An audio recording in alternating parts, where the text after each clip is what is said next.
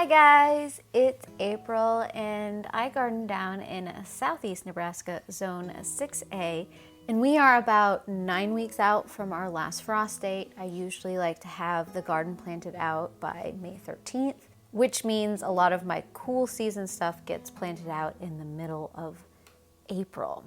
And the reason I am letting you know that is because today I want to start some cabbages and some bok choy. I have so many different varieties of bok choy. I think I have like 5 varieties of bok choy I want to do, and then about 3 different varieties of cabbage that I want to try out, and we're just going to see how this goes. I don't even know if I have enough space for all of this, but my mind is working. It's working overtime. And then with the empty spaces that I'll have left in these 6-packs, I want to start some Coleus. Plus, it's also like a leaf, so I kind of thought it made sense to start it with my cabbage and my bok choy. I don't know if it actually makes sense, but in my brain, that's how I'm keeping things associated. All that to say that I spent yesterday splitting up all of the lettuce that has been growing into some separate pots so that it had even more room to grow and I could take even more cuttings because it's not fighting so much for nutrients. But enough of my babble. Let's go plant some stuff. So my idea here is that each 6-pack has one variety of things, and then all of the rest that is left over I'll plant with the Coleus. So I'm gonna start with the cabbages, move to the bok choy, pak choy, whatever you wanna call them, and then everything that is left we will do with, like I said, the Coleus. All of these are pretty small seeds, so it's gonna be surface sow, and then I am gonna put some vermiculite on top, and we should be good to go. So this shouldn't be too traumatic. But this first one I've got here, this is called the Minuet. It is an F1 Chinese cabbage hybrid. I grew this last year and I absolutely loved it. So we're growing it again this year. I only want a couple of seeds in each section. So I'm aiming for 2 or 3. And I like to grow the smaller cabbages because they bulb up faster and I can use them quicker, so I'm not fighting the bugs nearly as long. Okay, so that was the Minuet.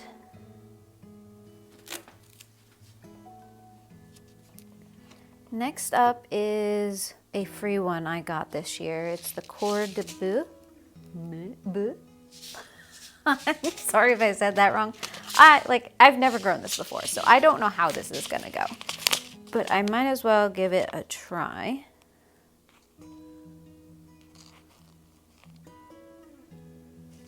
Okay, I need to get the tape. And then lastly, I have the Granat. This is more of like a leaf cabbage rather than a bulbing cabbage. I don't know if that makes sense, but that's what this is, and this all spilled out, so I have it in a baggie.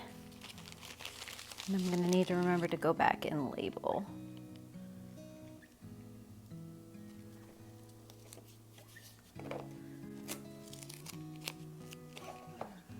I do want to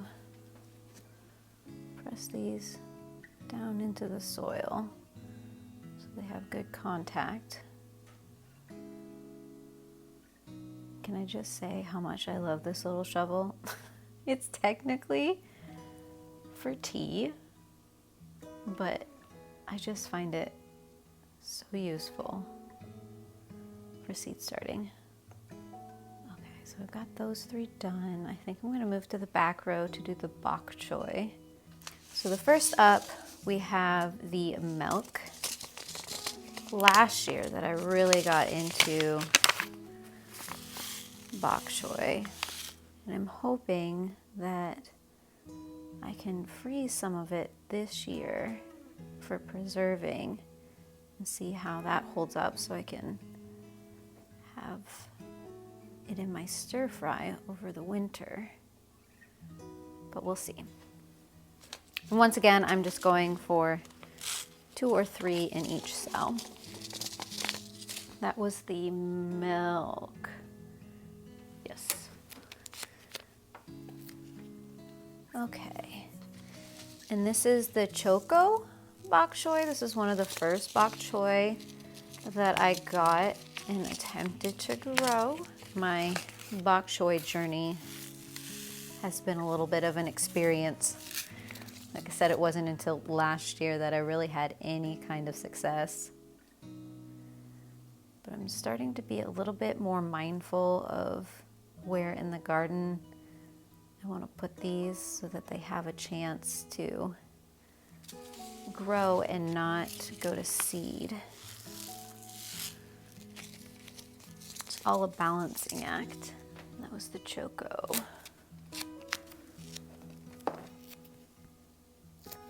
Next up is my new favorite, mainly because of the name, but that is the Ewok. It is an F1. They call it Pak Choi, but Pak Choi and Bok Choy are the same species. Just depends on where you're from, what you call it.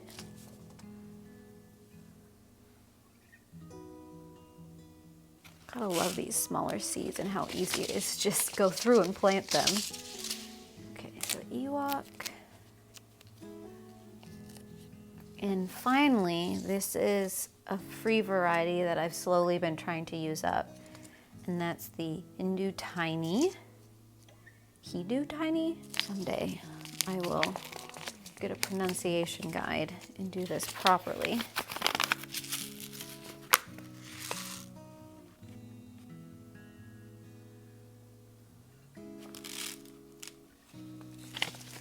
That is all of the bok choy and the cabbages. I'm going to do the same thing here that I did with the cabbages. I'm going to go through and lightly tamp it down so we have that contact. I'm going to try and not take the seeds with me.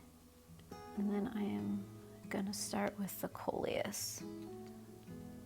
Coleus seeds are super duper tiny.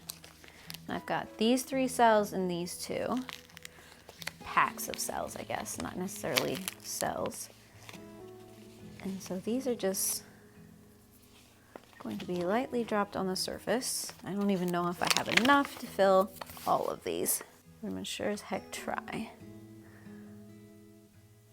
And I had enough for 3. So I'm wondering if there is anything else that I can grab and maybe do in those last 2, since I have them all prepped and ready to go. Okay, so I have some black-eyed Susan seeds that I have had for several years, and I might as well just use them up. So that is what I'm gonna do. I'm gonna need a little dibbler though, because these are a little bigger than that.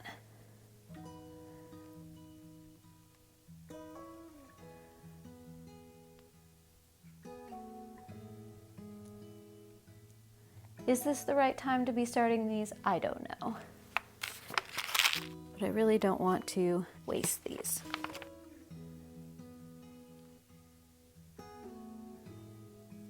I have exactly 12 seeds. So that is fortuitous. Press those in and bury them. I've tried to grow these before by direct sowing them outside, and I've never really had success, so I kind of gave up on them a couple years ago. But like I said, I don't want to waste the opportunity of having some empty cells in this that I've prepared. I just was anticipating having more Coleus seeds than I did. I am not going to put these on a heat mat, but I am going to put them under the lights because that'll generate some heat, but it won't be as aggressive as the heat mat will, because the cabbage and the bok choy and even the black-eyed Susan are more of like a spring kind of plant, so it doesn't need aggressive heat to germinate. And then if the Coleus don't start sprouting at some point, I might transfer them to the heat mat, but for now we'll start without. I'm gonna go heavier with the vermiculite on the cabbage and the bok choy. I'll leave it a little lighter on the Coleus. And then it doesn't really matter for the black-eyed Susans. So I'll probably do it full coverage, just so I can keep that algae and other growth down and keep that moisture in, especially as we're waiting for all of that to germinate.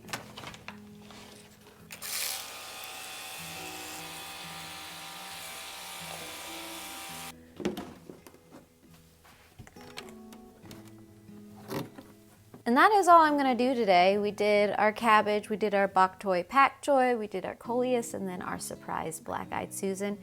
It is literally 77 degrees underneath that light, so I don't think I need these guys on a heat mat. I think they'll do just fine where they're at, but I can show you where all of the other seedlings are at, because like I said, I separated out the lettuce, so it looks like we have so much more going on. And it's kind of exciting. I've got all 6 of these shelves now filled. So starting over here where I just put all of the stuff we just started, if you go down one, we've got our bulbing onions. I need to go through and do a little bit more topping off on some of these, and then maybe dropping it down away from the light a little bit. Then at the bottom, this is where you can see the lettuce has now been divided up. I just did the 3 that were really filling in. The other 2 that I had to plant a second time are still struggling a little bit.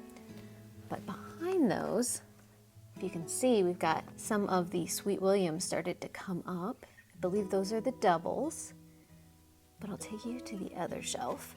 Over here we have all of our straw flowers. They're looking good, and some of our paper daisies and Livingston daisies. They didn't germinate as well as I was hoping for, but we do have a couple. Down here, our bunching onions are doing okay. And our garlic, it's kind of there. I don't know. But these are some of the hollyhocks that started to come up. We have some of the summer carnival. And then back there is the jet black, but I can't remember which side I did what. So I can't remember if this is my collected seeds or not. And still in the humidity dome, we have the rest of the Sweet Williams, but I think they're starting to pop up. You can kind of see them there. And then we've got some of the foxglove, I believe, coming up as well. So I'll probably be taking those out soon. But the Fiesta Time hollyhock has not come up yet. And if I remember right, last year, it was a slower one to germinate. And then just a couple days ago, I started some agastache because I forgot to start that. And then what else did I start? Oh, echinacea, some really pretty pink echinacea as well. So I'm waiting for all those. Back here in the game room is where I have moved the collected straw flower seeds and the collected Gerber daisy seeds so they could be under this light, because I do not think they are going to germinate. So I didn't want them taking up prime real estate, but I'm still trying. There's hope. And that is where everything is at so far. I might have to do a little bit of shuffling around now that those other 2 flowers are starting to come up. Not sure quite how I'm gonna do it, but I'll figure that out as I go. I have plans to put out my poppy seeds on Saturday because on Sunday we're supposed to get snow again. And it'd be really great if those seeds could get covered by the snow, because that would just help those poppies to germinate. So I think I'm gonna hold off doing the poppies until Saturday so that snow can hit them. Otherwise, next week, I believe we start peppers. March is when I start doing peppers, I start doing tomatoes, I get into my herbs. I'll probably start some of my zinnias as well. I have to figure out when I want to start those indoors. I've never started those indoors before. I've always just thrown them outside or started them outside. So that'll be a new adventure. So if you'd like to follow me as I go through this journey of seed starting, feel free to subscribe down below. Hit the bell to do all the things to get all of the notifications. I also have an Instagram and Threads account where I like to keep a little more updated with things I am doing, especially when I remember that I need to plant agastache and stuff like that. I'll just do a quick reel and things like that, so you can check me out over there as well. I would love to hear how your garden planning and possibly your seed starting is going right now, where you're at, what you're super excited about. So let me know down below. Otherwise, I hope I will see you guys again in another video, and I heart your beautiful faces.